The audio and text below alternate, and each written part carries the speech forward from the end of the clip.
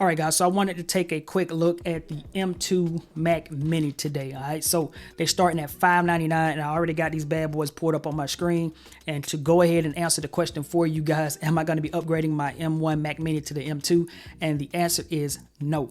I just recently picked up my M1 Mac Mini probably about 4 to 4.5 months ago. I ended up getting the 16 gigabytes of RAM, 1 terabyte of storage. That's the model that I went with, and it is working perfectly fine, and it is crushing through all of my tasks, so I don't need to upgrade, and I won't upgrade. But I wanted to make this video because I'm always going to be intrigued by the Mac Mini. It's one of my favorite PCs currently right now. I'm not rocking anything Windows, I'm rocking Mac, so the Mac Mini is it's on my list right now. So right here, the M2, you got the M2 and the M2 Pro. All right, and basically when you look at the specs on these, we'll look at them in a second, but right here, just some quick specs. You know, you got 8-core CPU, 10-core GPU versus a 12 and a 19. Then you got 24 gigabytes of memory and 32 gigs, well, up to, right, which is awesome. One thing I noticed about the M2 right here that I want to show you guys, because I was kind of scrolling through this a little bit, is that it says gaming now. Look at that. It says that, you know, you can play some intensive AAA titles, you know, like No Man's Sky and Resident Evil, as you can see right on the screen.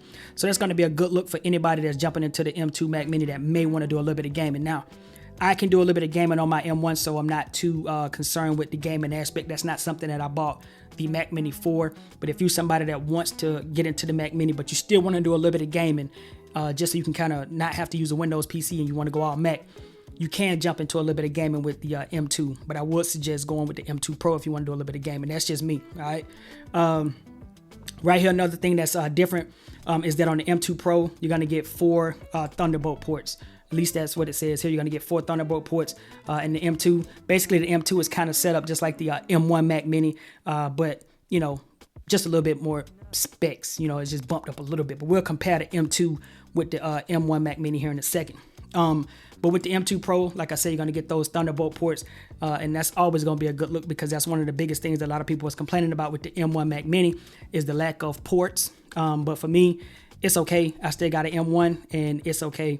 I don't mind using a USB-C hub or, you know, some type of, you know, hub stand or anything like that. I don't mind doing that. So that really wasn't a reason for me to need to upgrade, all right? Right here, you got Wi-Fi 6, 6E, all right? I think on the M1 Mac Mini, I think you just got Wi-Fi 6 if I'm not mistaken, but I think this says Wi-Fi 6E.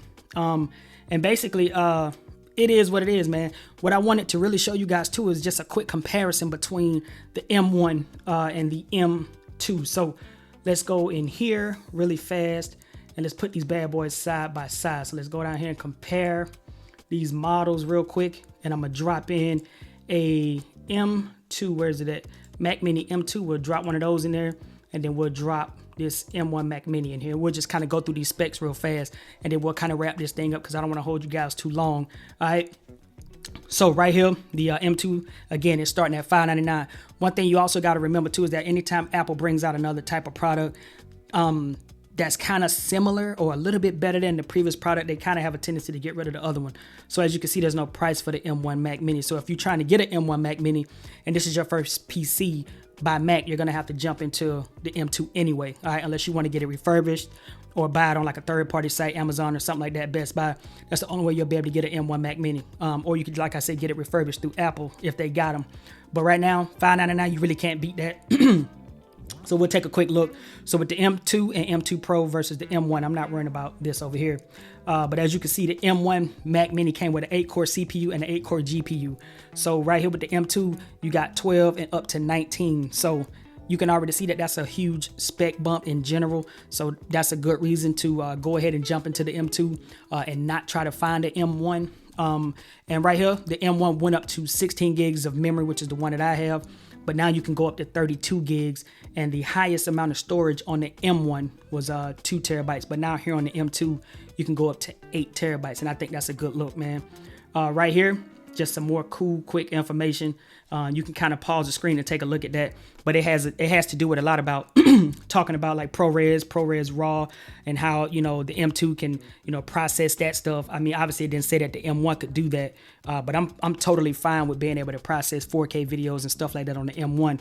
I'm not currently needing to use ProRes or 8K and all that stuff right now, so therefore I don't need to upgrade in order to take advantage of that. But that might be something that you into, so I would highly suggest that you get the M2 if you want to be in the 8K video and ProRes and RAW and all that stuff.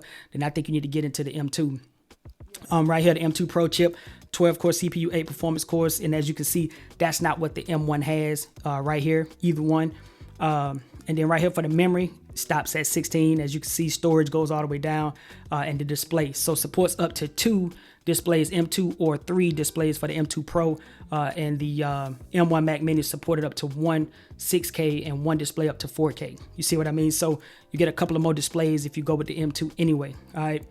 Size and weight, all that stuff is about the same. Obviously, no cameras and stuff like that. And you're gonna need all your own peripherals if you go with anything with the if you go with the M2 Pro, or if you just get your refurbished M1 Mac Mini, you got to get your own peripherals and stuff like that. So, anyway, my thoughts on the actual M2 Mac Mini. I'm sorry. I think it's a cool device. I think for $599, jumping into it, I think that a lot of people can benefit from just the M2. I don't even think you got to get an M2 Pro unless you want to do some extra special stuff. You know what I mean? But I think you can jump into the M2. Do I have a little bit of buyer's remorse because I bought mine 4.5 months ago, knowing that the M2 was probably going to be coming out? No, because for me right now, my M1 Mac Mini is still rocking. I'm still gonna rock this bad boy for the next 4 to 5 years. I think it is a good machine. I think it still works perfectly fine, and it's still cutting through all of my taskers.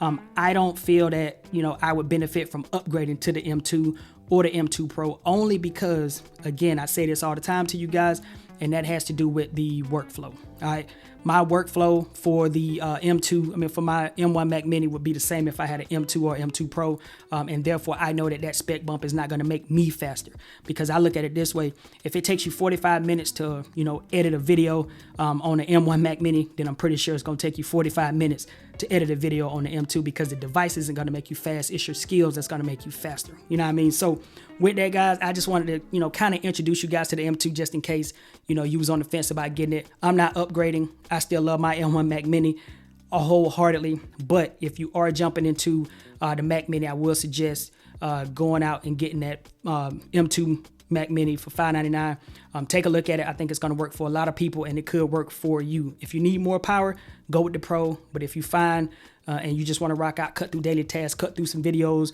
some content creation, stuff like that, then go with that M2. All right. So anyway, guys, it's been your boy Jay.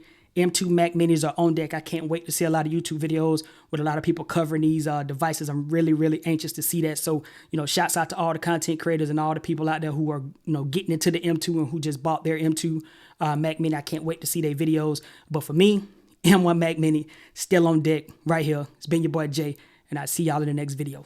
Peace.